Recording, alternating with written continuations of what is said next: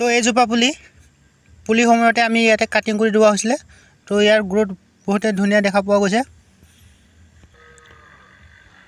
তো ইয়াতে বাকী যিবোৰ পুলি আছিলে তো সেইবোৰো ইয়াতে কাটিং কৰি ৰোৱা হৈছিলে। তো তাৰে ভিতৰত কিছুমান পুলি এটা দুটা ইয়াতে কাটিং নকৰাকৈ ৰোৱা আছিলে।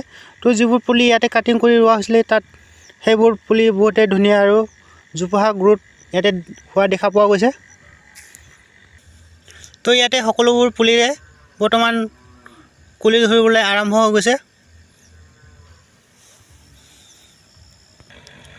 তো ইয়াতে কাটিং কৰি ৰোৱা পুলিবোৰ গুৰিৰ পৰাই বহুতে ইয়াতে ডাল পেখা ওলোৱা দেখা পোৱা গৈছে আৰু গছজোপাৰ গ্ৰোথ বহুতে ধুনীয়া ইয়াতে হোৱা দেখা পোৱা গৈছে।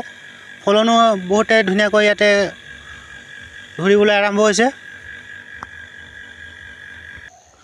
তো ইয়াতে এইখিনি পুলি কাটিং নকৰাকৈ ৰোৱা পুলি আছিলে। তো ইয়াত বহুতে গছবোৰ ওখ হোৱা দেখা পোৱা গৈছে ইয়াতে, আৰু লগতে ইয়াতে ফচলো ধৰা আৰম্ভ হৈছে। ইয়াতে বহুতে ধুনীয়াকৈ ইয়াতে ফচল লগাই ইয়াতে দেখা পোৱা গৈছে।